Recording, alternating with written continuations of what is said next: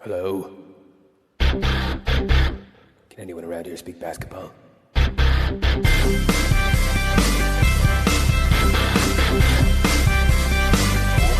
it is.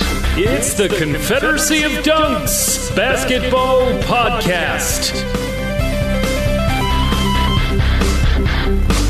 Bonjour, hello. Hello. Welcome to the Confederacy of Dunks Basketball Podcast. Nice bass. I am the host, Freddie Rivas. Who are you, sir? The producer, Matt Duncan. How you doing today? I'm doing pretty great. Are you freaking out a little? Are you? No, man. No, you're good? I'm loving every minute of it. Did I see you in that video outside the hotel? Was that you? Yeah, I was the one who rallied everyone to come. And then I was also the person who led the shaming of everyone who was there. Yeah. So I was on both sides there. But yeah, I'm mixing it up. I like to feel like I'm like Little Nicky, right? And then like the angel version of Little Nicky.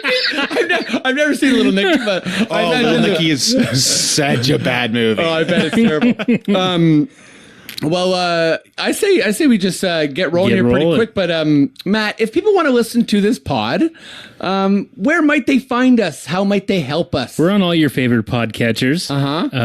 iTunes. Yeah. Stitcher. Go on. Spotify. Yes. Don't forget Player FM. Don't one. forget YouTube. Cheers. We're up to almost 20 subscribers last I checked. Holy smoke. We are in the money. Whoa. And we're waiting to get a plaque or something from YouTube. I don't know how it works. Okay, Daddy Warbucks, if you're listening, give us another soup. Yeah, You know what I mean? we're on Twitter and Facebook. Go to dunkspodcast.com. All our links are there. You can click on them. I think I just confused Annie and Oliver Twist, but no worries. Wait, Matt, before we get going, tell the folks about your mixer, or should we leave that for later? We should leave for later because I don't even have it set up yet. Okay. I bought a new mixer and I have to take it back. It's faulty. Yeah, but that pisses Matt the hell off. So boy. That's why I think it's exciting to say on the pod because he's pretty charged up. Yeah, it's gonna be it's gonna be a bit of a different sound on the next one, I would say. Whoa, you know, I like it. The last one of an era. Yeah, pretty this is So if you listen to this pod, heads up, next week's gonna be a bit of a different sound. Yeah, it'll be a lot easier to do call-ins as well. I'm really excited. So many candles in the recording studio. Okay, let's bring on guest number one. I'm currently in a really fun fringe show with him. It's called Unbridled Futurism.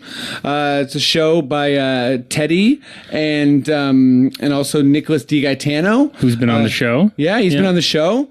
It's a musical show. It's a comedy show. It's really fun. This dude's a sweet baller. He's decked out in Raptors gear right now. He's a very good musician. Very funny dude. Huge Raptor fan. Give it up at home for Mike Lee. Okay. I can work with that style of his music, I think. I feel like I'm playing like Mario Party 10 years ago and I kind of want to go home. But it's not that. I'm happy to be here. Mario Party is the perfect call for that song. Mike, sorry I brought you to the Demented Funhouse. It's okay. This mini game just makes no sense. All right, here we go. How you doing? Thanks for doing the pod, man. Oh, thanks for asking me, man. And yeah, for anyone who wants to see that awesome show you just mentioned, Unbridled Futurism, it's at the Al Green Theater. I will shamelessly plug it as a guest. I'll plug it further. And we'll plug it at the end, and we'll keep on plugging away. Woo! Is that Spadina and Bloor? You better believe it. Right. This guy knows the city over here, Matty. I know Al Green. Shout out Al Green. Theaters across in North America. Hey, when I tagged Al Green Theater on Facebook, they liked it. Yeah. Okay.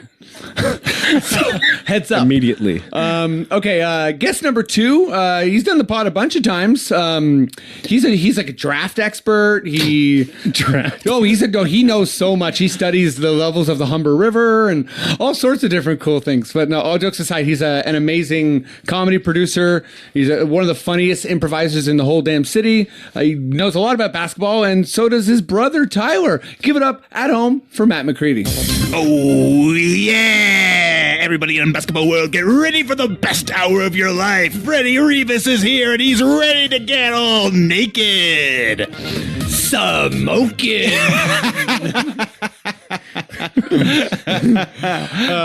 Yeah, I put on a mask right before every single episode. Yeah, I'm excited to be here. Last time I was on the podcast was during the winter storm. Do you remember that? Oh, Yes. Yeah, that was a maniac recording, but we all did it at home though, so it was nice. I believe Ennis was in a bath the entire time. Oh, that's true. I walked here. You did. Yeah. Yeah. Very, very dangerous. Yeah, no, it was very slippery. Yeah, I shouldn't have done it. Halfway here, I was like, I put myself in serious danger. Mm-hmm. That's not all right. I think sorry. I think we should. My brother wants to be on the podcast too. You should invite him sometime. Hell yeah. Tyler? I was like, Tyler, come tonight. He's like, I'm not booked. And he refused. Fair enough. You know, it's good to be booked, right? It's good to be booked. But Tyler, if you're listening, you just got booked. Whoa. It's me, little Nicky. 90s movies, lots of 90s. Let's hop into some Raptors stuff here. Maddie, would you give me that? Raptors Sting. Hashtag RTZ. Here we go. Hashtag RTZ, baby. Thanks. Butch Carter. I'm a fun guy. Is that new? That one's been there since he did that interview. Yeah, it's been there for a bit. It'll be there forever. I didn't know if we were going to see like a Maddie D combo of like sound bites. So I was, new mixer when that comes in. Okay, it'll get a little more advanced. All right. Till then, just appreciate it. For the folks who tuned in for all the mixer knowledge, that's it for now. And we're going to head on to basketball topics, but I care about the mixer, Matt. I'm the one who brought it up. Thanks a lot. Let's get rolling here. Matt, let's start with you, okay? Sure, yeah. So Kawhi watch or Kawhi update fever. Do you like it? Are you having fun? No, I'm not having any fun. I actually had a dream about Kawhi leaving that I can't quite remember, but I remember thinking I'm having dreams about basketball, like not even like basketball games, but just like what's happening in my life. And I think it's because I was like checking Twitter every 10 minutes or so. This was like a few days ago when it was really going wild in terms of where he was going, and it was the Clippers and the Lakers news was like very concrete at that point that he was going to the Lakers, which I didn't quite believe. But when someone's like, it's like if someone's telling you your girlfriend's cheating on you and you're like, no, I don't think she is, but like everyone's telling you that all the time, you're gonna get like a little worried about your relationship. And I feel a little worried still, and I'm happy for it to be over just so I can go back to relaxing and enjoying the rest of the off season. Right. That's very, very fair. Mike, are you having fun? Are you enjoying this? Are you also annoyed? No, not at all. Yeah, I'm with Matt here. I'm not enjoying this. Especially, I don't know. I guess you got to take the good with the bad. Like he got us the championship, but I'm really used to our star kind of not taking meetings with the other team. You know, I got spoiled in that sense with our previous star, and just kind of, I don't know, the girlfriend analogy is really good, and I was thinking of it in a similar way of like, it's just kind of weird to see. It's like you had the best year of your life with someone, or the best night of your life with someone, and then the next day, analogies. And then the next day, you're like, "Hey, did you have a great time?" They're like, "Yeah, I had the best, the most fun season of my life, right? Most fun night of my life, right?" Yeah. And then it's like, "Great, so you want to do this again on Saturday?" They're like, yeah, I'll get back to you. Like, I'm gonna check with these other girls. Like, it's just like, I don't know. It just kind of sours the whole thing. I think in general, what we need to realize is that me and Mike need better relationships. We need more stable relationships. Guys, coming through in all of our basketball. I didn't want to call it out. Absolutely not. You're at the right place. Okay, we won a championship 3 weeks ago. This is what it's like to be a Raptor fan. Okay, we can't have a big high without some type of low. And even when we won, there was like a 50-minute delay between the last 9 seconds of the game. Exactly. Ridiculous. The next day, AD goes to, or the next, like maybe the next 2 days. Stole the headlines instantly. And I think it's part of like a Raptors fan's blood to feel a little bit inadequate.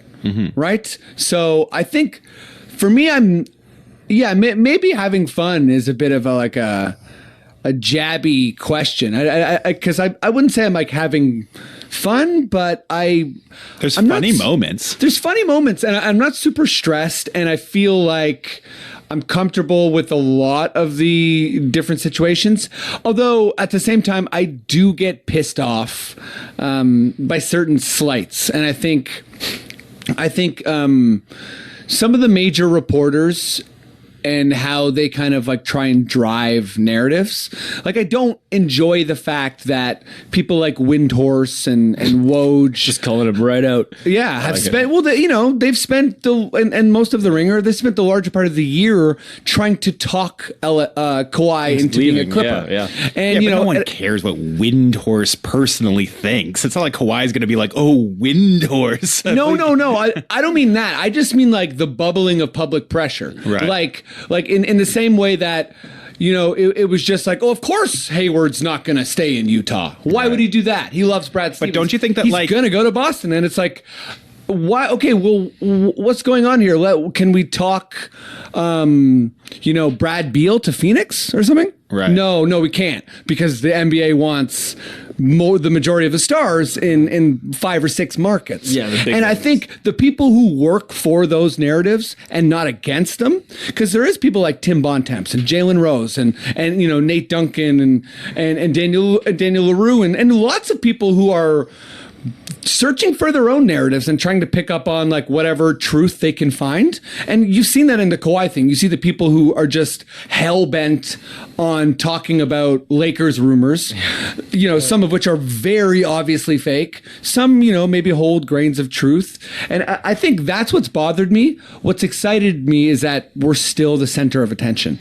Even if it's like vicarious, even if it's Kawhi than us, we're still in every single conversation. So even the bashing, but maybe that's why we focus on how weird it is, because like these conversations always exist. They just usually exist about LA or like New York. Sure. And now that we're pulled into it, we're like, isn't this stupid? It's like, yeah, it's stupid. Yeah, it's, I loved seeing everyone in like message boards and like the kind of casual basketball fans being introduced to Skip Bayless and being like, oh, Lord, look what this guy feels about basketball. It's like, of course, we know he's an awful ghoul. We know he eats corpses. Palpatine of the basketball world. This is where I'm living. Like, okay, part of the education of like, oh, okay, everyone in Canada loves basketball. It's like, guess what? Basketball is infinitely bigger than hockey. And when there's a big free agent, I love the word infinitely. Let's go pure hyperbole right away. Let's do it, right? No, but I mean, like, Crosby's not going to get followed around. Kawhi will.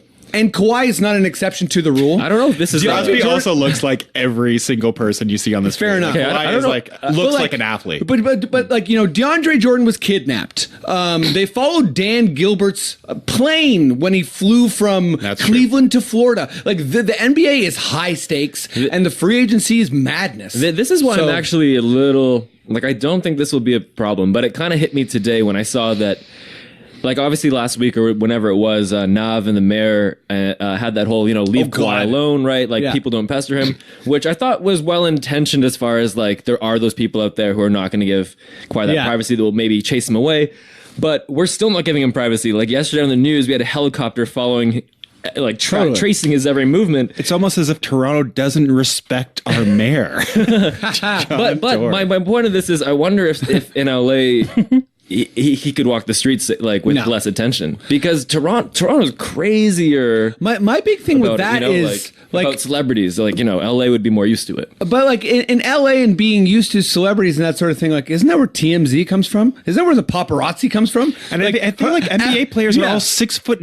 Totally. Like, they're always going to be noticed. Like, hockey players won't be noticed as much just because they look like, regular people from behind. They're like 6'3" if you're like above average height in that league. But like I feel like I guess the newness of this is kind of like shocking and jarring to Canadians, but basketball players that are at this level of like hyper celebrity do not get left alone in any place in the world, including LA, New York, anywhere where all the richest people gather. Like, I think... Yeah, we just really haven't had this type of high profile thing. And touching back to what you were saying with DeRozan, it would have been a bigger deal if DeRozan was taking meetings and doing all these things. But DeRozan didn't take any meetings and just automatically re-signed. When Lowry was taking meetings with San Antonio and Miami or whatever, like, we are trying to get meetings. Yeah, exactly. Like, we just barely cared. We do a whole episode on probably the amount of times he was trying to leave and the amount of times the front office was trying to ship him also. Yeah, exactly. The last, like 5-6 years. So as far as like the attitude of kind of like act like you've been there before, it's like, I don't think we can. And also, we haven't even close been there before. Totally. And I also don't think that this is how it usually works for anyone. Like, I don't think if when LeBron's a free agent, like if they're truly shopping and taking meetings, it would be this dramatic. And the fact that everything else has been taken care of in free agency, that also, like you were saying before, I think we went on the air, is that the Jump had 5 days of free agency clatter to talk about. It was undisputed or Jump or something. Yeah, and now everyone's schedule is free, so there's nothing to talk about. We've put so much effort into this entire week. We have nothing left. So let's see what news we can squeeze out of it apart. Yeah, but there's nothing there. There's nothing. No one knows anything. It's so funny. It's funny. I catch. See, I'm there too. Sorry, go ahead, like Mike. for sure. Like I'm with you guys. Like I catch myself, like all of us, wanting to check up on it, wanting to see all the shows about all the segments on YouTube. And as soon as I, hit go and start watching it, I'm like, wait, why am I doing this? No one knows anything. Like everything that people are saying is going to be, but it is cool to hear, obviously, like Jalen Rose, for instance, like you mentioned him earlier as someone kind of going against those regular narratives. And it's nice to see people like him give a view where I'm like, that's fresh. Yeah, that's not just a recycled totally whatever. Yeah. My favorite Jalen story is that one with Vince Carter body slamming Sam Mitchell in the changing room. All time classic. That's kind of what Google made Jalen like a famous personality. I mean, sorry, he was very famous before that, but I mean, like as kind of like a basketball analyst, right? But that was Simmons did a good job. If you can give him credit for anything, and you should probably give him credit for some things, is that like he really got Jalen. He really gave him a lot of reps in terms of like getting him comfortable and revealing his personality. Yeah. Simmons is a star maker, straight up. Yeah. Like he's really good at finding excellent basketball analysts and basketball personalities. Joe House. Yeah. Joe House is hanging around. And that's a skill in itself. Yeah, Joe House, if you're listening, use some colorful language every once in a while. Wow, speaking of colorful language. Wow, that was tough for me. Cheers. Okay, Mike, before we move on to the next subject, I've been thinking a lot about the way Kawhi's behaving right now. And I think it's also why I suggested, like, are you having fun? And there's a part of me that really thinks, A, this is a massive power play for Kawhi that he's been waiting for his whole life. And B, isn't it kind of fun how whatever happens at this point, Kawhi is like shaking down the Clippers. He's shaking down the Lakers. Yeah. And there's nothing to shake down for the Raptors because either we bring everyone back or we don't. Like he's that's also shaking down the media. Yes. The media he's that completely shat on him a year and a half ago and was killing him for not playing in San Antonio. So when it's like, what the media is trying to convince Kawhi to go to the Clippers, the media is trying to convince Kawhi to go to the Lakers. You think he gives a shit what the media has to say about his life? That's a wonderful point. It's hilarious hearing the media be like, literally saying the words, last year the media was all believing the hype, and it's like, you were the ones saying that. Like, it is ridiculous. It's very self-fulfilling. Yeah, but I do love it. Yeah, Kawhi's really breaking the whole establishment of what we're used to, the whole power dynamic. Like, obviously players have all the power now, but LeBron had really been that number one domino to fall always, and we were used to him doing it in his way, right? The decision or making a big announcement, and it's cool to have someone like Kawhi just change the whole routine of it. Yeah. And yeah, you're right. Like if he does leave, like we're in a better spot than the Lakers or the Clippers. That's for sure. Yeah, I think like out of the three the Lakers teams, will still be. I mean, fine. I will. Yeah. Lakers have obviously screwed by this process, but yes, they would have been a lot better off. They're gonna have a hard time filling out their roster. Yeah, there's nothing left for them. Yeah, I think the Lakers, it should be interesting to see who they fill their roster out with. It'll be interesting if the Raptors do get Kawhi, because it means that like the Clippers and the Lakers are immediately bidding against each other for the remaining free agents. Yeah. And there aren't many that are even decent. There's like one of the Morris twins, the better one, Marcus. I think he's still out there. Danny Green. Yeah. But I mean, if Kawhi's staying, that means Green's almost certainly staying, right? Because he delayed his decision for so long. It'd be so weird weird for Kawhi to stay and then go somewhere else anyways. Although, I think I said this before in the pod, but I think Danny Green could be basically where we see MLSE get cheap.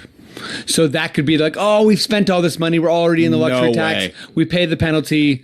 I mean, I hope possible, but I mean, they've made so much money off of this. And if they get Kawhi to resign, I'm sure there's some sort of like Green's coming back, right? You're paying Green. Apparently, though, Dallas is offering him a pretty sizable contract. How much money does Dallas have left? I don't know. So, but I think for Green, what could be tricky for MLSE is years. Yeah. So I think if Dallas is like, here's a pretty sizable contract, 5 years, 3 years, or whatever, exactly. Like, but I mean, I think even if Danny Green was getting paid $20 million, right, which is a lot for him, yes. But I mean, like even if they had 2 years, $20 million or $40 million left on that contract, you can still move that. There's still going to be someone out there who's going to be like, oh, we're going to the playoffs. We need some shooting. Yeah, especially if Brian Colangelo's a GM. Sorry, I'm just Brian Colangelo. That's literally, sorry to just take it for a second. But that's literally all the Raptors did for their wings for years, right? It's just like give way too much money to a wing that kind of overperformed, like Landry Fields. Sorry, Turkoglu is an amazing player. All right, sorry to hijack. Right back to you, Matt. My bad. Oh yeah, I've said all I need to say. Okay, well, Mike, let's go to you here. I'm sure we'll have some Kawhi stuff. Probably tomorrow, the 5th. But let's kind of project forward here for a sec. So if the Raptors bring back Kawhi and Danny, let's just imagine that's a scenario. Do you think they're the favorites? Do you think that there's any team? Obviously, the field is more wide open than it would have been with a major powerhouse like G State. Yeah, but do you think they should be the title favorites? Ooh. I might be pissing off a lot of Torontonians or Raptor fans, but I don't think so. Okay. I think we're a contender for sure, obviously. Like a great contender. I think we have a great chance to get to the finals again, like a really good chance. Mm-hmm. But I don't think that's even guaranteed. Like the East has gotten better. And I think it's really a matter of making it like we were kind of good with our health and stuff. We were mostly good with that. So their health throughout the playoffs was outrageously fortunate. For the Raptors, they didn't lose anyone. Yeah, even they the were injuries so they hard had, they could play through. Yeah, exactly. Like even the injuries that they had. I think it was on the line because losing OG for the entire playoffs was devastating because he was a role player, and I think he's better than Norm. Devastating is a tough term because Norm played fair enough. Well. Yeah. Norm did play well, but I think it's conjecture, but I think we just, in the games where we struggle less, I think, with OG. I do agree we probably would have. Especially defensively. Defensively for sure, but it all depends if OG's shot was falling because we know how precarious that shot can be. Yeah. But he also has such incredible confidence in it that he could have. And just like size-wise, he's 6'8". He would have been really good for Philadelphia. Yes. And Milwaukee. Oh my God. The Philly one, though. Yeah, 100%. Okay, so wait, just hopping back here. Matt, if we bring the whole gang back, are we projected as title favorites? Is another team like, no, this team's better, sorry? Okay, so let's look down what the teams could be if they... Who are the other major competition? So you have the Buck, and in my opinion, here they are. Okay. Nets, I don't expect KD to be back truly in time. Possible though that he could come back in time for the playoffs.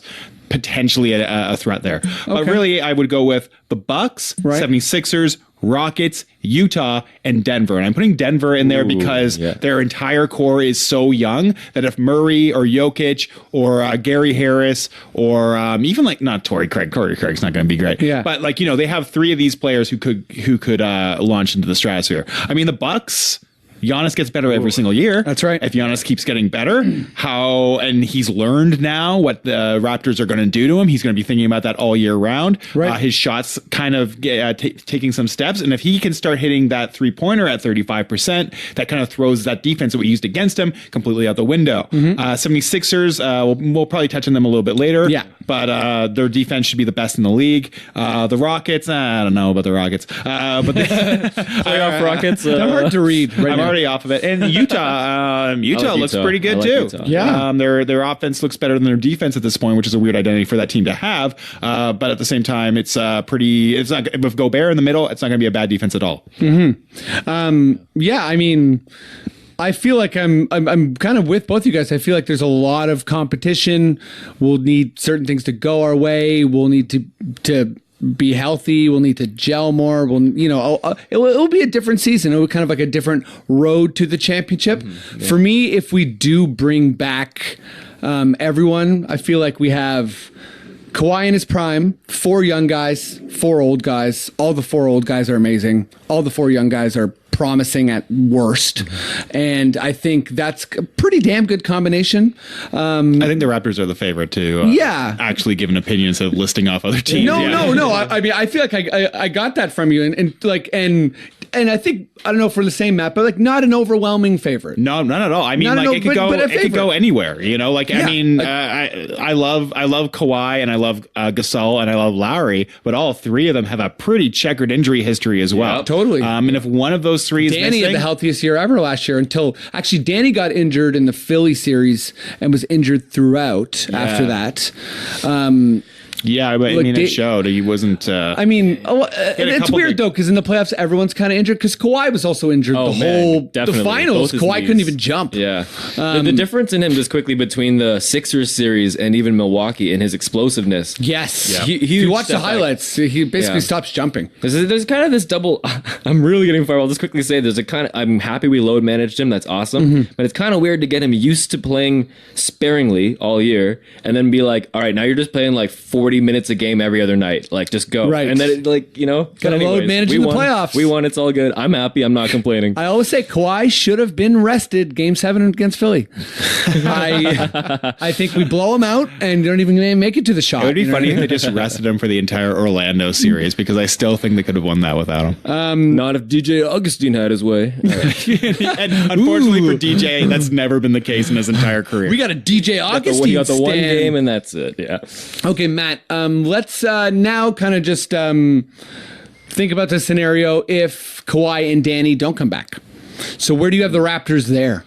Oh, that's a good question. What's the drop, I guess, is what I'm looking for. I think the drop is we're probably around where Boston is. I think that's probably where they are. Because there's just so many times where you just need someone who's able to create one-on-one. And I think Siakam can do that. But he hasn't been the focal point of a defense. There'll be a learning curve, right? There's going to be a learning curve there for sure.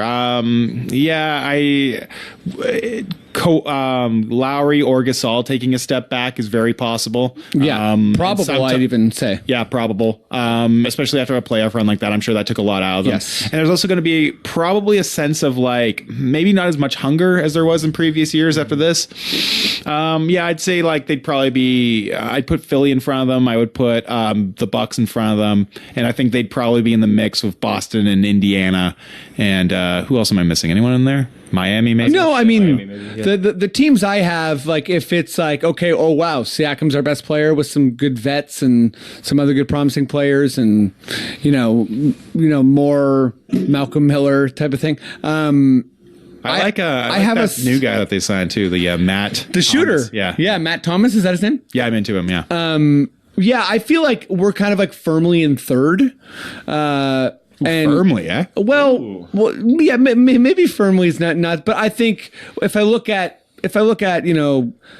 Kemba, Brown, Tatum, Hayward versus Lowry, Norm, OG, Siakam, Gasol, it's I like our team more.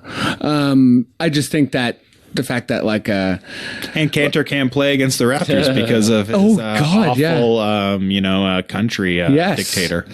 Erdian, if you're listening, please don't listen. I'm scared. Please change your mind. Please, please don't. Please become a new person. Change everything. Mike, have I got you on this one? Oh, not yet. I'm gonna agree with I kind of have him where you guys have him. I think I have him kind of between 3 to 5, 3rd to 5th. But my real thought is I think they're gonna go back to that Raptor team that can have a great regular season, right? I think our depth will really take us to the regular season. Our young guys are developing. Boucher, if he's healthy, Anunoby, people like that kind of helping get us to the regular season by spreading our minutes, but then so we maybe even finish like, third or second, right? But in the we're conference. gonna have a tougher time. Yeah, I don't think we'd get out the second round. Maybe like if we didn't have Leonard and Danny, I don't think we're getting out the second round.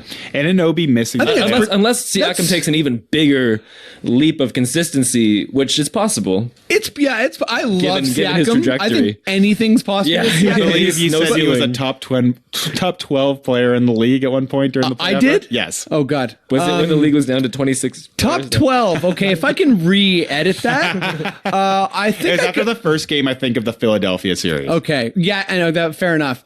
I think I'm so high on Siakam's two-way play that I do have him over some players that I think would shock people. Like for instance, a guy like McCollum. Right. I have Siakam over McCollum. Yeah, or like here's the thing that kind of worries me. I don't know if top 12 is a bit silly. I don't know if I'm getting into another segment or something, but like, yeah, regular season we can be good. But if we let's say got into a playoff match with, maybe this is teasing it later, the new Jimmy Butler Heat. I think it's in the New York Knicks. The New York I like Knicks. that you're teasing Jimmy Butler Miami Heat Hey series. guys, we're all laughing, but like, hang on, don't underestimate Jimmy buckets. So like, someone like him could will their team into Game 7. Anyway, I'm kind of getting ahead, but I could see there being problems if we don't have that closer. Right. Anymore. No, I think that's a fair point. I think if we played Miami, Jimmy would probably be the best player in the series. Yeah. Or maybe Siakam is better by that time, but likely not.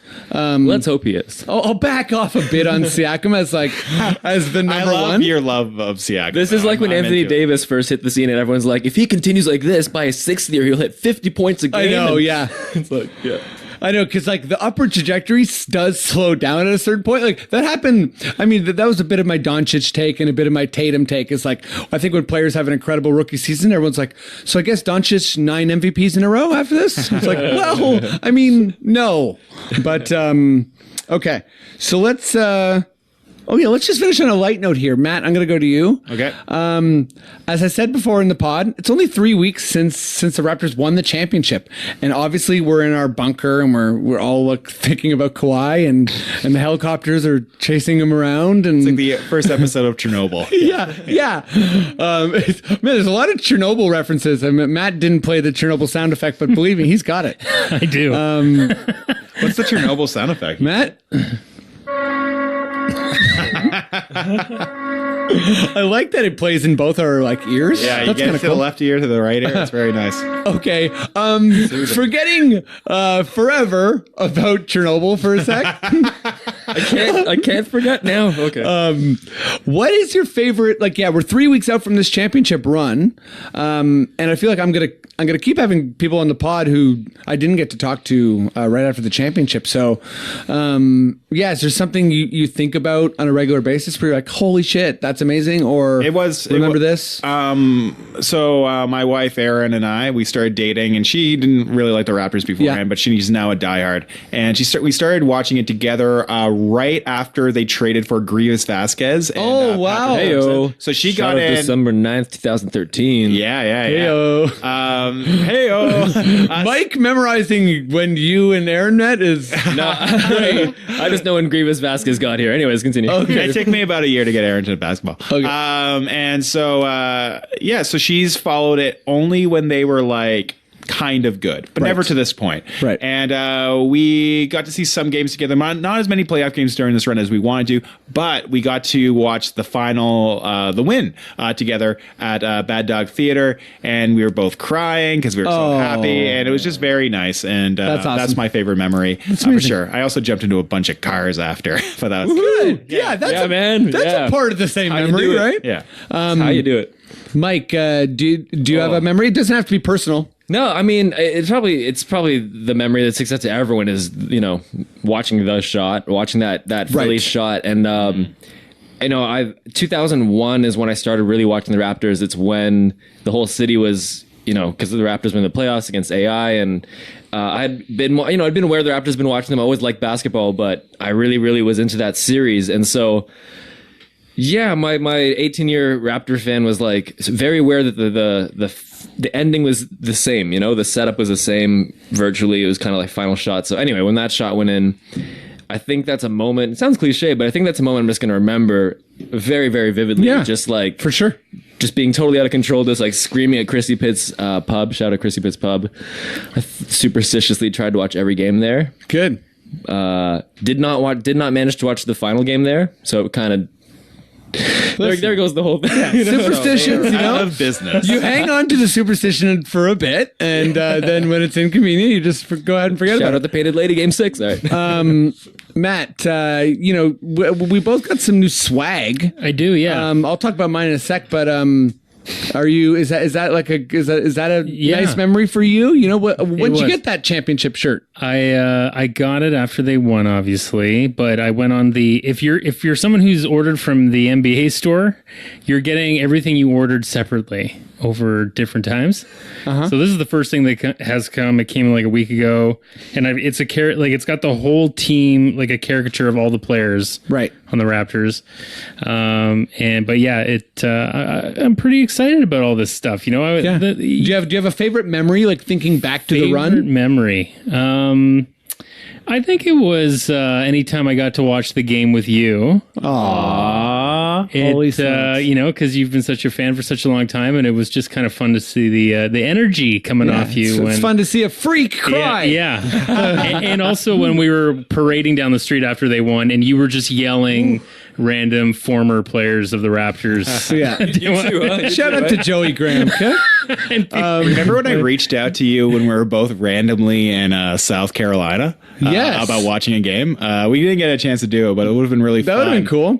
To do that. One of Joey Graham's games? Oh, yeah. That'd be awesome. Mine is actually just a little moment. It's not a personal moment, but I've been watching so many highlights of like Kawhi's best moments in the playoffs, or Siakam's most improved player, or whatever. And one moment that seems to make like every highlight is when Kawhi dunks over Giannis, I think. It might have been Embiid, but Drake just goes, "Oh shit!" and like someone's like strangling him from behind, and the intensity of the "oh shit" and the fact that it makes every highlight package, and I love it's just so very easy great. to read his lips there. Yeah. I love Drake during the Philly series. I wish that he just went crazier and crazier. Me too. I wish they didn't put a muzzle on him. I to a know, certain right? degree. Oh my goodness. Well, it was the Bucks. The Bucks were the ones who were like, the league needs to do something about this. Yeah. Did the league complain What a with the surprise Spike Lee, that- Reggie Miller stuff? Like, I don't think so. No. That was good for the league. Maybe I'm they did, surprised but that who cares? like Milwaukee wants to make something more boring. Listen, we got to slow this down, fellas. I don't know who that is. Buck stops here, eh? Okay, let's do some NBA. Maddie, would you give me that NBA sting? Attention all fans at the Scotiabank Arena. Repeat after me. Kawhi, please stay. Bobby Webster, I love you. Wow, the Bobby Webster joke lives on.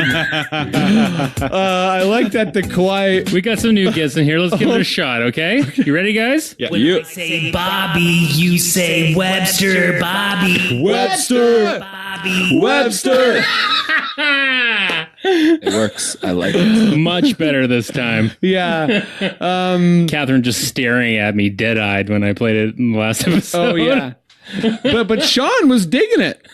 Yeah, that's true. Sean was digging it. I did the first Webster, and by the second one, I was angry because I thought this is going to go on for a long time. Every casual fan's like, who's Bobby Webster? Which player Yeah, is, which exactly. player is if you Bobby listen Webster? to the pod, you'll know that Matt loves Chuck Hayes and Bobby Webster. Yeah. Hey, yeah. Those are his people. Okay, Mike, let's start with you on this. On kind of just like we'll explore some NBA free agency stuff. So I'll actually jump in with a little bit of a recap, just on kind of like this series of events, not the transactions, for anyone who's not caught up about what's going on. So free agency started, and you expect things to happen pretty fast, but you also expect like rumors to swirl around for a while and players to join up or whatever. But this year, I mean, I don't know if it was just full on tampering or what the deal was, There but had to be. it happened so fast. And I mean, like players joining, contracts negotiated, all the little stipulation and incentives and all the different things you need to do to, like all the meetings you have to have for a contract this large. It all happened so fast, except Kawhi. The Kawhi thing didn't happen, and we're still waiting on it. And both, the Clippers are held hostage, the Lakers are held hostage, the Raptors are just kind of hoping. We're not really held hostage because there's not much we could do. But anyways, just framing it, just kind of giving the bit of an outlook there. Before we kind of dive into which team got which player and why that's relevant. And obviously we're not going to be able to cover everything. Matt's got the free agency tracker website open. Yep. So feel free to hit him up with any questions. Okay. All that spiel aside, Mike, do you have like a winner of free agency for any reason? It can even be like it's the Lakers for pissing everybody off or whatever. Don't say that. Oh, wow. Wow, what a nice way to put traded for Anthony Davis. Yeah. Yes, actually, fair. Sorry. Well, man, that makes me actually want to change my answer because, my real answer is that obviously I think the winner objectively is Brooklyn. A free agency, just what they're able to do. But I think maybe it is Kawhi. So wait, let's just do this actually, since we're all going to like mention different teams. So when we mention the team, we'll recap it quickly. So Brooklyn got Durant, Kyrie, and DeAndre Jordan. Yeah, they traded D'Angelo Russell's gone. Yeah, D'Angelo Russell's gone to Golden State, and they also got rid of Allen Crabbe, but they still have Jared Allen, the amazing center. They still have Karis LeVert, I believe. Yeah. They still have what's the guy Joe Harris won the 3-point shooting contest. Yeah, don't forget about Joe Harris. So Wilson Chandler. Okay, vet, still playing somehow. So Brooklyn's actually looking like pretty solid. Brooklyn's solid. I mean, KD won't play till he's 32, but again, they're still looking better than they were last year for sure, right? Yeah. Well, I mean, Joe, if you look at like who do you want around? Like, what two players will you definitely want around Kevin Durant and Kyrie Irving? You want like a floor spacer. You got Joe Harris, who led the league in 3-point shooting, and you have Jared Allen, who is a shot blocker defense. Yeah. Yep, and like a lob threat, like one of the best low key lob threats in the league. Totally. A rich man's current DeAndre Jordan, which they now also have, right? So that was weird, right? And then the sharing of money with DeAndre Jordan. What was that about? I mean, I guess it's people trying to win, right? Doing. I feel like it's the paying DeAndre Jordan extra money is like the opposite of winning almost. But wait, sorry. I feel actually, like I jumped on your point there. I mean, I feel like that's just the objective winner, but it's not my personal. Like, I'm always the type of person. Like, if they're like, who's the best Raptor? Well, to me, it's Alvin Williams. He's not the best. So my objective winner for this is, I think the Heat, because the Heat have been looking for that next kind of Dwayne Wade player to take over Dwayne Wade's mantle, that space there. And for Jimmy to leave Philly, right? Philly is this place with all this young talent. They're building something there. They're getting more. And he sees a better opportunity in Miami. And this is a guy who's all about winning, right? We know what he did in the Timberwolves locker room and all that stuff, right? So I just think Miami is kind of that dark horse in the East that is a little more dangerous and might do a better job than Brooklyn, because I don't know if Kyrie is on his own can do much. Right. So who's Miami rolling out? What's their roster looking like? Would be their center. They got Bam. They got Justice Winslow. Yeah, they still have Josh Richardson. They lost Richardson to they Philly. Him for, it's pretty big. Yeah. Dragic. I think Dragic is going elsewhere. Dragic is still with the team. Yeah, as that trade got like botched or something. Yeah, but I think I'm with you in terms of like Miami. If you think about what Miami was up to this offseason, like no one cared. Yeah. But they actually got one of the big name guys. Yeah. It's impressive them getting Jimmy Butler. It is. In terms of cap management. It's very, I think so. Almost impossible, you would think, for them to be able to do it. But they did give up a lot to get him. They gave up Josh Richardson, who is very good on a great contract. Yeah, super cheap contract. An amazing defender, can space the three. They also gave up a couple of draft picks. I wonder how much of this is maybe that model of what the Raptors just did, right? Like making that trade, like, yes, you have to go with someone really talented, but you upgrade and you kind of get that two-way player. I'm not saying Jimmy's on Kawhi's level, but he is one of those special two-way players. That I think very carry much a like team. if you can get a player of that caliber, you kind of do. That's the way the NBA works. I'm just so scared of like bud players, you know? Not Bud, sorry. like a buttonholzer? No, I'm thinking of Tom Thibodeau. Tibbs players. Oh, being worn down. Oh yeah, like Jimmy Butler's like 31, 59 but he's minutes a probably game. got like the knees and the joints of like a 44-year-old man. Yeah. Slightly older Carter. Do you have a winner? Do I have a winner? Yeah. Well, I mean, the Nets are the obvious choice. But like my other winner, I'm liking this like Nets obvious choice, but yeah, I guess if you're thinking Durant, Kyrie, long term, and free agency starts and they have those two guys, if you trade like D'Angelo Russell weren't my for choice, but I think I'm wrong. Sorry, go on. Well, yeah, I mean, if you trade D'Angelo Russell for Kyrie and Durant, it's probably the case. Other winners, though, Memphis. Memphis did a lot of really good stuff with their cap room. They really did. They're almost at the cap, actually. I actually like that pick a lot. Like, as far as teams that are kind of like, so, there was always this talk with Memphis where it's like, you got to blow it up. You got to blow it up. Right. Conley and so Gasol. old, yeah. And it's like, they got a lot for Gasol and they got a lot for Conley, and they're actually rebuilding quite well. They were lucky to get a lot for Conley, though. They're like but they still got a lot. That's true. But I mean, like, people were saying the same thing though about Charlotte, though, and Charlotte decided to stay that route as well, and then eventually just imploded. Shout out to my pick for worst offseason coming up soon. Pelicans.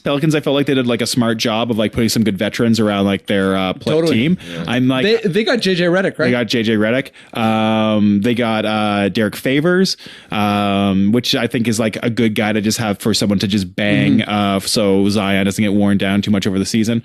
Good vet for him. That's a good idea. They weirdly went from like maybe the most shallow roster in the league to one of the deepest rosters in the league. They have like Josh Hart is like their 9th man or something at this point. And they also, they're very, very malleable going forward. I've made this point in the pod a couple times, but I do think that there's a weird thing in the NBA right now where there's almost like these like poison assets where it's like if you draft a player high, you also have to pay them a lot. So Ingram and Ball, in my mind, are like super devalued assets just based on how you're going to have to pay them. True. Unless you trade them, unless you can kind of sell that promise to another team. But if you have a 2nd, 3rd, or 4th overall pick and they're not like even D'Angelo Russell, people are like, ooh, that's a lot of money for D'Angelo Russell. D'Angelo Russell contract, like the Warriors are like one of my worst teams. I hate that contract so much. I think it's pretty bad too, but also like a guy like that though, he was going to get paid something like that. So it's the calculation is kind of like, well, if he's getting paid this,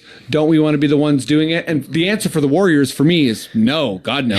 But if any other team did the D'Angelo Russell contract, I'd be less judgmental, I feel. But the Warriors didn't what need if the to. Raptors did? Sorry. I'm sorry. A contender. You know what? There would be other teams that I'd be like, you're dumb too. But if it was like Phoenix or something, I'd be like, great. But okay, so my winner was actually Philly. And I feel like that's a good pick. I feel like I'm kind of wrong though, because if you think about the acquisition of like major superstars, I can't really knock the Nets. And also, the Lakers getting AD is straight up massive as well. I kind of knock Philly too, because like if you look at it from like a calendar year of what they gave up and where they are now, it's a disaster. Yes, that's true. It's like 3 first-round picks out. You lost Covington. You lost Saric. You lost. You lost Redick. I'm worried about the spacing at this point. I think it's gone from the process to, like Twittergate or whatever. With Colangelo's Funhouse mirrors, basically Mike's theme song the entire time. He was in charge. Colangelo's Gentleman Club, callers only. And then Elton Brand's like championship or bust every year. Yes, okay, so but my point is I think that Elton Brand, he made those moves last year, and yes, Tobias Harris is overpaid, but you can kind of like, if you put him and Richardson together, together they make like two pretty good contracts because Richardson's so cheap. And maybe it's a Siakam thing for me, but I'm such a fan of Al Horford. I think that he just makes Gasol style winning plays. And are you worried about a 34-year-old Al Horford playing power forward like against, say, Siakam? You know what I mean? Like they're gonna, the transition's gonna be tough. I think yes and no. I think I'm worried about. So if I was a Philly fan, I'd be like I'd be worried about if Brown isn't into load managing this team, because if I'm Philly, I'm like. And last year clearly wasn't. He drove and beat into the ground. They were all about but I think I think Kawhi's changed the game a little bit, and I think more and more people are going to load manage. And I think if Philly's okay with, if not, going super hard in the regular season, they will have the best 5-person, in my opinion, 5-person roster in the East. Like besides potentially the Raptors, if Kawhi comes back, I just think that.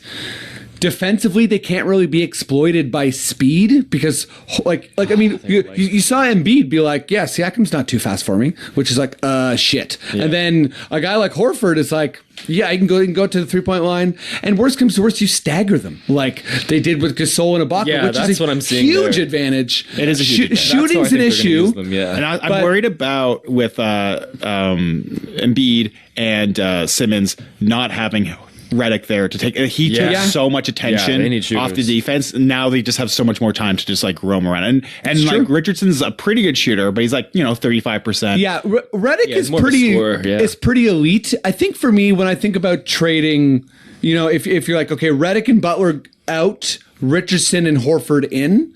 Objectively, Butler and Redick are better players, but I think the fit is so much better with. Richardson and Horford, because also, it'll be good for Simmons. It'll be great for Simmons. And also the Redick thing is you're designing so many plays for this guy to run around like crazy. Yeah, and it just takes up a lot of energy on the offense. And I think maybe they should kind of like, I don't know, like they could be a really good team that just plays a ton of like ISO ball, and they're just way bigger than teams. I am with you in terms of like the regular season, but I think this might be, everyone's been waiting for big ball, and coming back. This team is smart enough and fast enough. And everybody's been waiting for big ball. Yeah, everyone's waiting for slam ball. You slam a big ball, and the net's too small. Yeah, this ball, big ball comes to the end. Okay, sound like Lonzo's dad. Right there. Big ball, small ball. Cool. Okay, Matt, let's start with you on the lost free agency. Is it were you hinting at earlier? Is it the Warriors? I think the Warriors are up there. I'll just go through the list of losers that I have, and we'll just touch on whatever ones you want. I have a lot. It's weird because most of the really bad teams didn't do that bad of a job, except one. Phoenix. Phoenix are terrible, obviously. I put them near the bottom because they're just boring. How badly they did.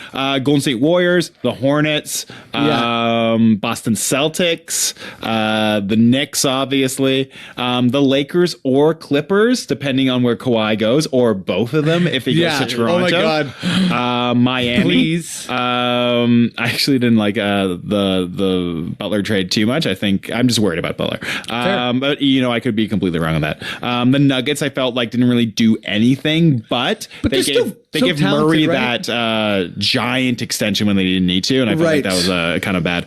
And the Rockets for just deciding to cheap out and not do anything anymore, even though they were on the cusp of being a championship contender. They were on the cusp of being a contender, then they were on the cusp of blowing it up, and then they're like, wait, everyone in Golden State got injured? Okay, you guys, shut up! It seemed like Houston went through a lot. So is there any one of those losers that stands out to you? Can we just remove the Knicks? Well, the Knicks are like such. That's my pick. Heads up. So can we please remove the Knicks and the Suns, which are like begging to be relegated? That's what when the like a 2-division league, but the second division is just two teams that really need to go home. And like playing each other 82 times this season. And still finishing with a 20% win record. I'll never forget, like, the KP trade happened, and I was like, thou shalt not underestimate James Dolan. Right. Like, there isn't someone coming here to save the day. Like, and who knows? Actually, credit to Bill Simmons. He did do the whole like, well, actually, the Knicks got all these like okay contracts, which is like fair. But the Knicks talked a game. That's the thing. Yeah, it's like, I'm sorry, you cleared cap space and you were going to try and buy a good team, and it blew up. I don't mind the idea of the Knicks just going into asset acquisition mode, and just grabbing a whole bunch of players, like draft assets and stuff like that, and just like that's cool if they do that. Right, that's the best option. I was like, maybe they've turned things around, and then it was like the Taj Gibson signing. I just threw my hands. That was hilarious. I'm sorry. Yeah, that was hard to see. I saw that and I was like, what year is this? Randall was okay. Like I was like, all right, sure, Randall, whatever. It sucks. Serviceable role player. So Matt, at all those teams, is there a team that you're like, yeah, this team that was worse? Hornets, although that's more of like a 6 month to a year grade, just for not trading Kemba Walker when you had no intention of re-signing him, and then trading for Terry Rozier and giving him way more money than DeLon Wright is going to make. Right.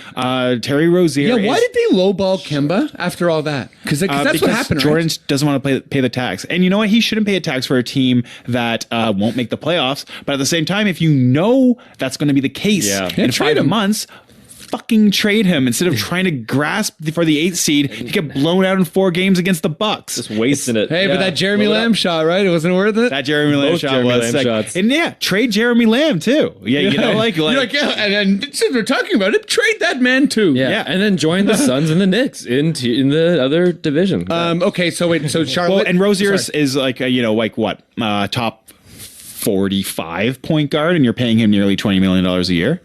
Yeah. That sucks. That's pretty devastating. You suck, Hornets. You're bad. Go home. I actually love Rozier, but he went from being like, oh, he's not getting enough of a chance to being like, whoa, too much of a chance. Do you actually love Rozier? It was like, not love, but I think, okay, I mean, back to the Boston Celtics run of 2 years ago, I think that Horford was amazing and Rozier was amazing and Brown was amazing and Tatum was amazing, and it was a really good meshed unit. This is why I'm worried about Brooklyn next year, even though they have Kyrie. Because worried about them being good? About Brooklyn, I don't think they're going to mesh that well. I think they're going to look a lot like Cleveland when they had Kyrie. Anyways. I think Kyrie's better than D'Angelo in every way. I think they'll be better. They're going to do better, but I don't think they're going to... All right. Maybe I'll eat my words. We'll see. What happens. I think Jared Allen might take a step, too. Jared Allen's awesome. He's pretty insane. Yeah, pretty intense. So wait, was it the Knicks? So it was the Knicks, but I'll kind of add my reason. Like, it wouldn't be so bad if the Knicks were just if they lost all the agents they were talking about. It wouldn't be so bad if they lost them to any other team, but they lost them to the Nets. They lost them to Brooklyn. They lost them to like across the pond. Like, you're talking this big game saying, oh, we're going to get people in New York. And so it's a bigger loss to me because it really just further shows like, oh, yeah, don't worry. That one thing you thought was going to bring players here, that you're New York, that doesn't work anymore because Brooklyn's right here and we'd rather go there. Totally. And Brooklyn's a pretty cool place to live. It's so to me, I'm like, wow, you've really lost, because this was the summer you were talking about. Yeah, like you said, right? Just talking and leading up to the whole time. Yeah. So, Bobby Portis for $15 million.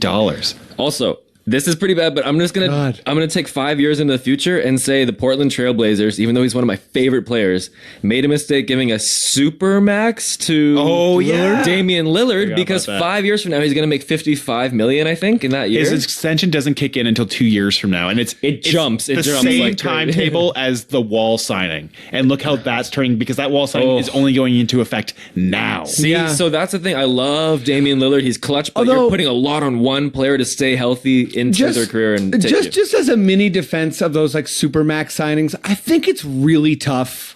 I think hindsight's really easy to be like, Westbrook's a bad contract, Wall's a bad contract, and Lillard's a bad contract, but it's like, it's OKC, Portland, and like these franchises, like the supermax is there. I know, this is so that they can retain that guy. It is tough. Who is certainly going to leave otherwise. I know. I feel bad because they had to. I feel like they do it in a year. But I know. Yeah. That's like don't jump the gun. I know. Yeah. Like what if he tears his ACL or something? And obviously it'd be completely awful that happened. But it's also possible. It's not that outlandish that things like that happen. Yeah. And over the course of 2 years, it's almost like at his age, I think he's over 30 now. Lillard. He's getting there. He was an older rookie. He's probably getting there. He's been. I thought Lillard was like 27, but he was an older rookie. He could be 28 by now. Yeah. Okay. Well, you looked it up, Matt. I have a tie. I'll look up this hard stat to find. We need to know Lillard's age. I have a tie for loser. and that's Boston and Milwaukee, because I think they both went from being, obviously Boston kind of was like a pseudo contender, as we learned,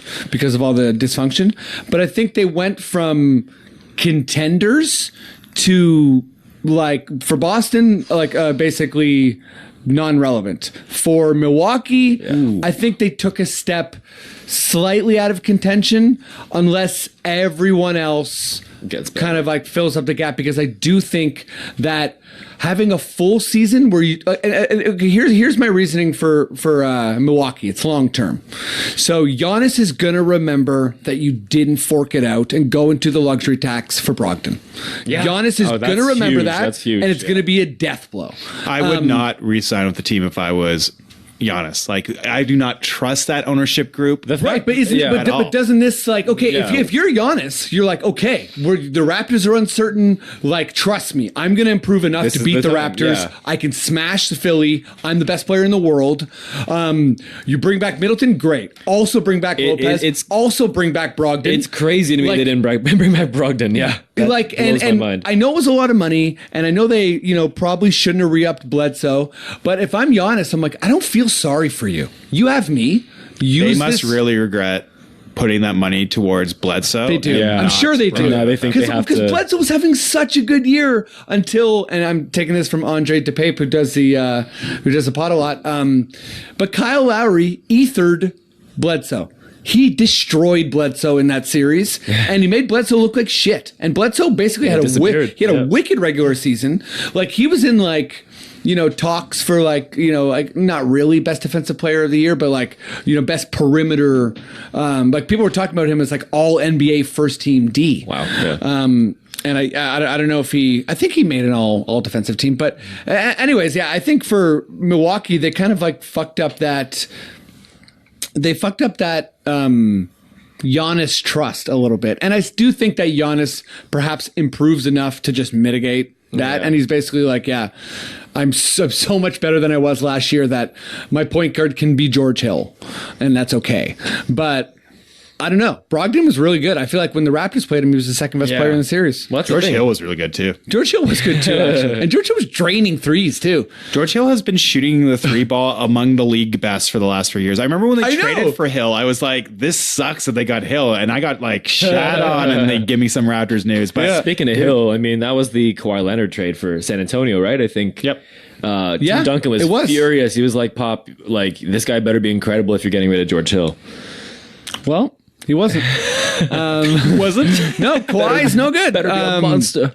Yeah. Okay, let's do, and we'll do one at a time.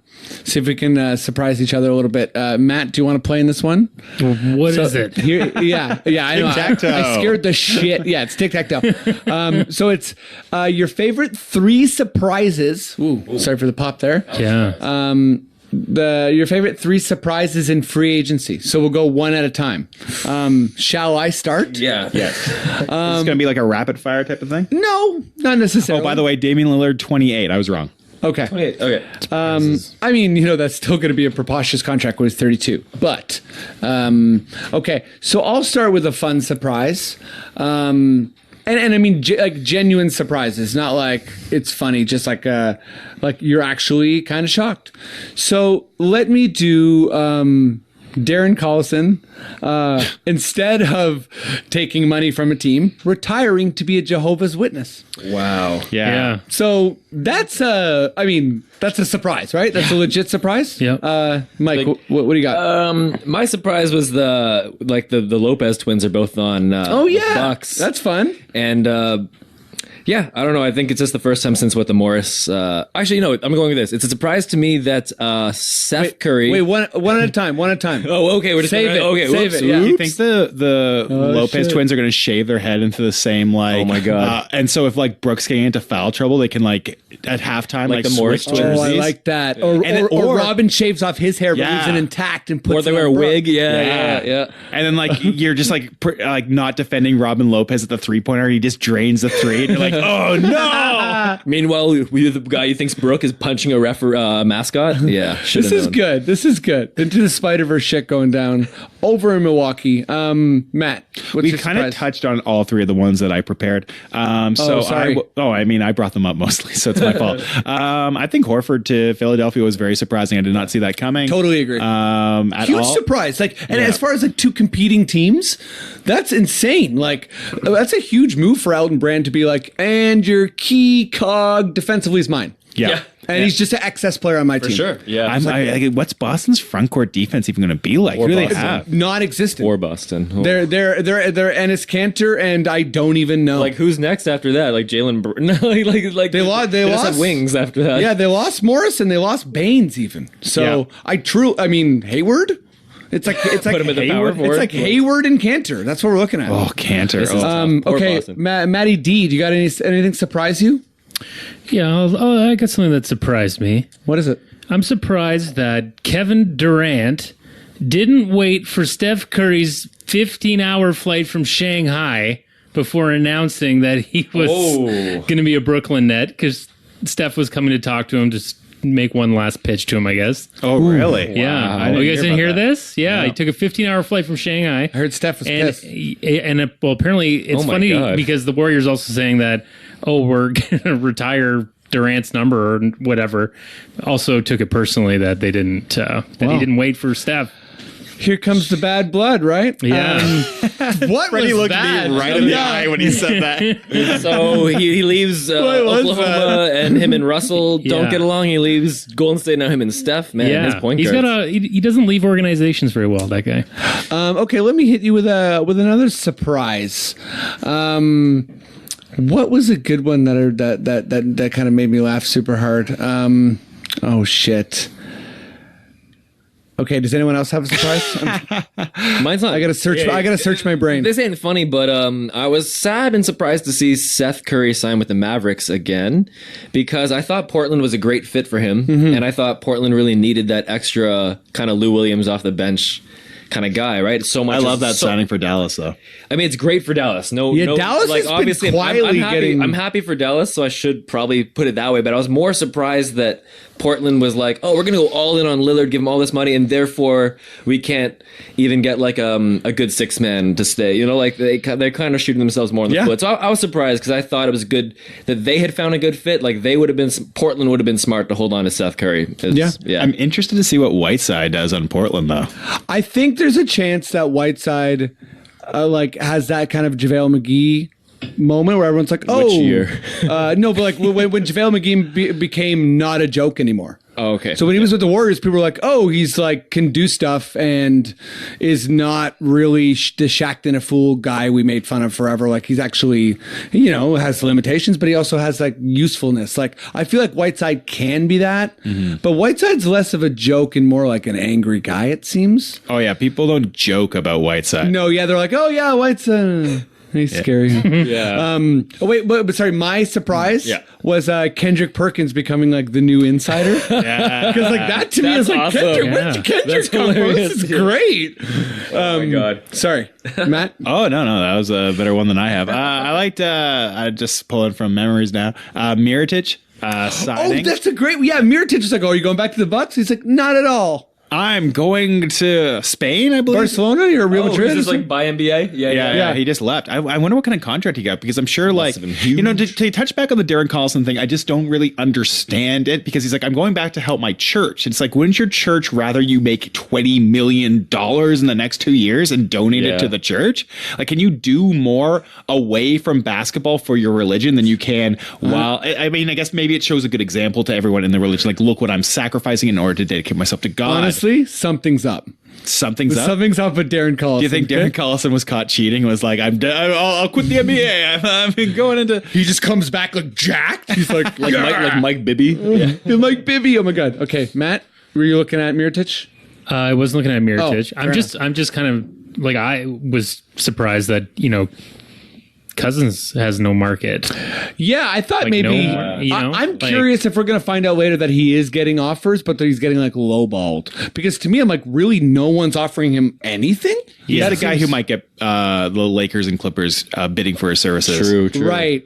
Yeah. Although I wonder if AD wants to play with him. That'll be very telling. Oh, yeah. Oh, wow. call. Nice one. Put him Rondo in the Wow, AD we were again. all- Yeah. Everyone lifted me on their shoulders. No, the boogie's good. Matt.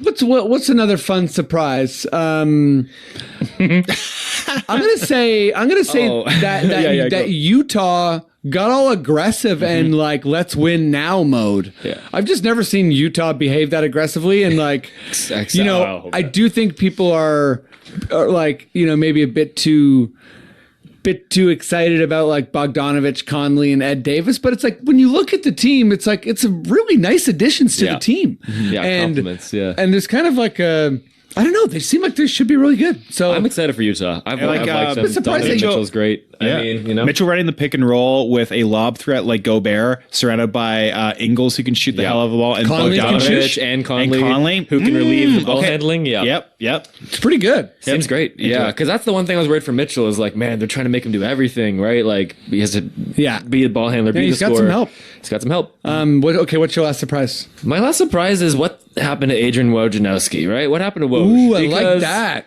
For less reliable Woj. We were feeling, I was like a lot of fans like, oh, Woj said this? Okay, he knows what's up. And then now I'm like, if Woj says it, I'm not going to listen. Now that's a little too 180 of me, obviously. It's a little too just like go with the mob here. But Well, I think we've learned he has certain connections. We assumed he has all the connections, which is not true. Yeah, and he had the inside line for the Kawhi trade last summer. So I guess everyone thinks, oh, what's up with Kawhi, but Kawhi's obviously doing a good job of keeping that pretty unknown. Yeah. Kawhi's journey's been fun. See, I don't know if this was real, but one of my friends sent me it must have been a Photoshop, but it was like Adrian Wojnarowski. It must have been a Photoshop. It just said like breaking like Lakers trade LeBron and AD for Kawhi. And people were like, it was circulating, right? So that just shows even people can Photoshop fake Woj stuff and put that out too, right? Nothing new, but it's just kind of like, man, is it hard to trust stuff? Anyway, it's hard to trust Woj. He's just a bunch of Photoshop, if you ask me. There's no real Woj. There never was. Woj. Last surprise is that the dominating two-man game of Joe Johnson and Al Jefferson in the Big Three. I think they play for the Ghost Ballers. I'm not completely sure. Sorry, that was... You always talk about the Big Three? Big Three is so fun to watch. I got on the pod. I watch 10-minute clips of Big Three games and recap them. They are hilarious. They're some of the best highlights in all of basketball in terms of how ridiculous it is. Sure they are. Did you ever see Oakley when he played at like 53 in the... He didn't make a single shot and he punched Al Harrington in the face. That's the only thing I love he it, did. man. It's every player that And don't players get serious injuries in the Big Three? Of course, they're all like... They're just so competitive. That's not super funny. But No, but yeah. Greg Oden's playing. There's like a lot. Careful, Royce Greg. White's Careful, Greg. playing. Let me tell you. If White, you want something to kill 10 minutes at a time, just Google recaps of the games. You get to watch all the buckets. I remember seeing the first season. It was entertaining, man. Al Harrington's team would not lose. Yep. Joe Johnson and Al Jefferson are unstoppable together. A half-court Al Jefferson is also a terror. Yo, didn't Reggie Evans like... Reggie Evans is one of the league's best He tore it players. up, man. I'm sure. Oh my God, Reggie Evans in 3-on-3 would like literally bite your hand. Oh, if you want to see a sweet fadeaway mid-range jumper by Reggie Evans, you look up Big Three basketball. Guys, let's start a second podcast, or you guys should. Okay, Matty D, what's your surprise? Well, my last surprise? Last surprise. I'm kind of surprised, to be honest, that Kawhi's even thinking about going to the Lakers. No, Wait, so what? Wow. Oh, Matt. Oh, I am. Now you're a real Raptors fan. You're starting to get entitled and angry. You know what? Sit him down, play NES, Super Mario Brothers. If he plays the whole game through and he doesn't take any of those portals... I have no idea where this is going. Yes. Does this lead you to a soundbite? Let him finish. I'm just trying to say that, like, if he's gonna take the Game Genie and plug it in, it's not going to be as fun when you get to the end of the game. Like he earned it when he won here. It's going to be like whatever. Yeah, you'll win more Larry O'Brien's, but is it going to feel the same? Come on, don't even think about the Lakers and LeBron and this stuff. Forget that. There's definitely a Matt, Game I am Genie. loving the raw emotion here, and then the Just confusing analogy Give too. me. Yeah, you said mean, some NES, people but then get- SNES game. No, I kind of get what he's saying. Although I think You the know, in different Super Mario Laker Brothers, though, they have you can cheat. You can jump levels. that warp whistle. Yeah. Okay. The Game Genie, yeah. I mean, like the Game Genie. I don't know. Maybe there's like some sort of Shaq Kazam joke you can make there. If you're a Gen Zer, I'm so sorry. We're old. Yeah, we are. Okay, let's do some quickish questions, shall we, Matt? Yeah. Give me All right, that favorite Atari's 2600 game. You use. Woo! Nice. Here we go. Oh. Ba-da-da-bum-bum. Wow. It's like, This is it's like, do I have a new sound on the board? It should be recording that. I guess I am. okay. We're having a good time, all right? We're having a good time. Matt Duncan and I believe Mike need to have a recording session together, like the weirdo who did the Seinfeld thing Yeah, with all absolutely. the sounds from his mouth and his armpit. Ba-dum-bum. Okay. If you are somehow still listening to the pod, I'm so sorry. We're getting back to basketball. The big three basketball. Reggie. Stomp with our mouths is over. Okay. So here's what's up with the quickish questions. I'm going to try and... Okay, Matt's ready. Here we go. Let's do this. You guys know how to play. Let's just hop into it, okay? Okay. You answer as quick as you can. Don't stall. I'll try and be... Don't stall. Yeah, we never. Don't stall. This is a very slick. Don't thing stall. We did, You can't phone a friend. No commas. No ands or buts. Give me an answer, and I'll try and read the questions clearly. Oh my God! Hurry up. Okay, here we go. Mike, Yes. is this obsession with Kawhi good, bad, helping, not mattering? Not helping. Okay. Matt, this is from your bro. Ask Matt if he's seen the Chevy Chase show episode when he interviews Goldie Hawn and then makes the audience weirdly dance. Also, fun NBA duos to do the Amazing Race together. Marion did it a few years ago. Nash and Dirk would be fun. Shaq and Chuck, Swirsky and Jack. That's at least two questions. Yep. Chevy Chase, I have seen it. It's worth watching if you need to waste some of your life. You can find it on YouTube quite easily. I think obviously let's go with Pascal and Jakob off the top of my head. Okay. That's great. Jakob's very funny. They're both very tall. Jakob in particular with gangly. It'd be very funny to visually on the series as well. Okay, Tyler. Question was too long. Matt, wonderful job. Thank you. Okay, Matty D. Yeah. Thoughts on the LeBron/AD pairing? I think it's fine. I think it's not going to be what people are expecting, though. I think that, yeah. Mike, what about the Kyrie and KD pairing? Yeah, I also don't think that's going to be as great as people think. Takes more than two to win. That's for sure. Matt, are the Knicks truly garbage, or are they just underachieving in free agency? Unfortunately, I'll have to disagree with Mike because it takes two to tango, and the Knicks did not get their two max free agents, and so they are going down. Okay. Garbage. Matty D, Yeah. anything you've thought of to spice up All-Star Weekend? No, not Pascal reference, but yes, he will be an All-Star this year. I've said this before. I do want to throw back James Naismith All-Star game where we have old stars. Kareem Abdul-Jabbar, he's underneath one basket. He's got the stick, and he pops the ball up every time someone scores a basket. Other side, it can be A fan. it could be a fan. I think this is just like an one lucky animatronic fan. dream you had one time. I want a little throwback. Now that it's come back to Canada, let's honor this guy. Okay. Mike. Now let's go back to Canada. Let's honor him years later at a different All-Star game. Do honor him. Maybe it's his Heritage Moment commercials. We did do teams, but who is the biggest winner in free agency as a player? Kawhi Leonard has to be. Just has to be. Has the entire world in NBA at the palm of his hand, and he ain't even worried about it, man. Can't beat that. I say Darren Collison, he's found God. Okay, that's pretty great. All right, Matt. I stand corrected, obviously. Yeah. Do your best Stephen A. Smith impression God. and act out what a Knicks Kawhi pitch might look like. Oh man, I don't want to do this at all. Okay, Stephen A. Smith. I can't believe that. I mean, I think that's all we need. Yeah, do you want to sign here? I mean, I think you nailed it. Sounds like a mad preacher. Matty D. Right. I mean, that's his gimmick, basically. What's your prediction for the Knicks' next move, and how will they fuck it up? Their next move. Oh God, what they even do? Yeah, you know what? Their next move needs to be a coup of James Dolan. He's got to go. He's the Harold Ballard of that bloody team, and once he's gone, the clouds will part, and you'll be able to see something clearly in New York. Okay. Wow, how did Stephen A. Smith? How do they fuck that up? How do they fuck it up? Yeah, how do they fuck up the coup of James Dolan? Like he signs like a Scientology billion-year contract actually to stay forever. So they try and get him out, but then he's there forever. He's going to live forever. Consciousness is downloaded into an AI program and never gone. Yeah. Okay, Mike, will Kyrie and KD see out their contracts at the Nets? Like their full contracts. Kyrie will. Whoa. No, I'm saying neither will. I'm taking it right back. I thought about both of them for a second longer. I just Wowie, wow. I loved your vocal turnaround. Yeah, thank you. It was a full rewind there. Okay, Matty.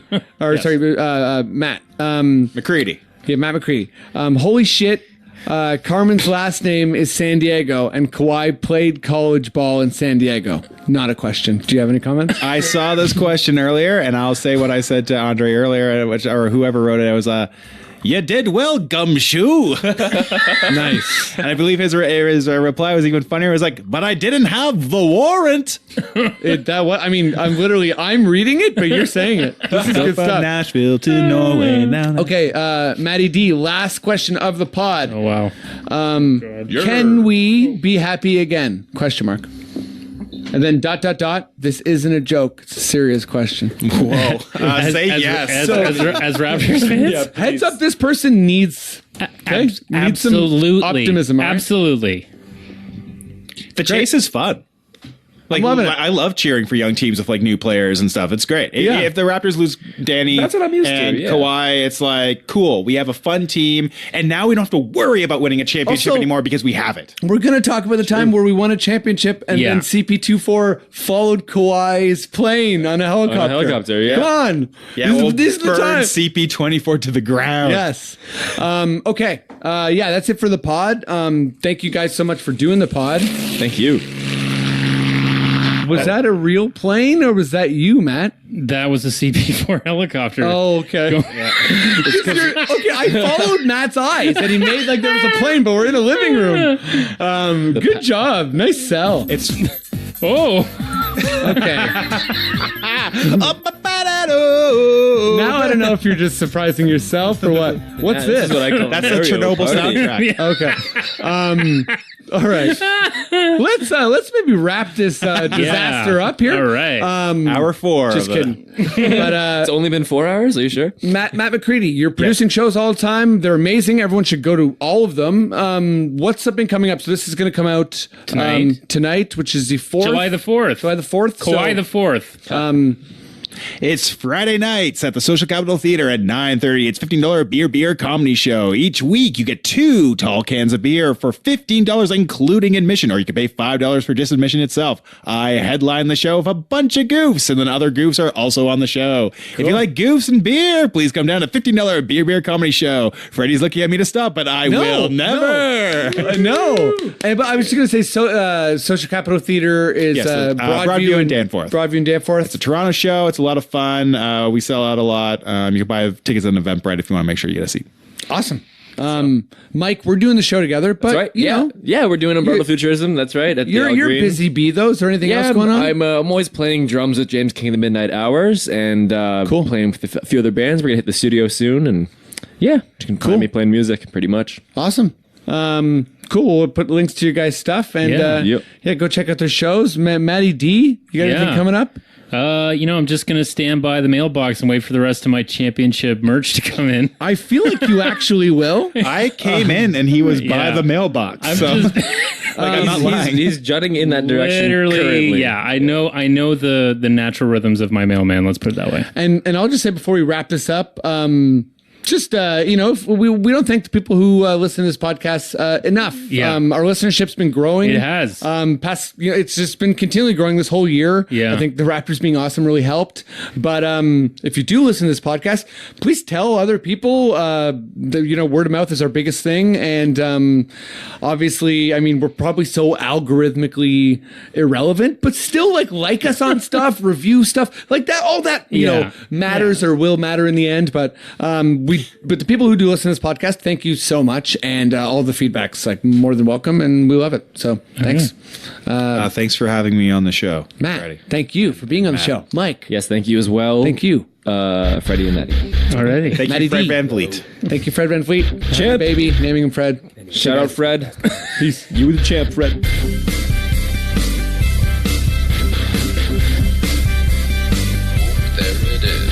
It's the Confederacy of Dunks Basketball Podcast.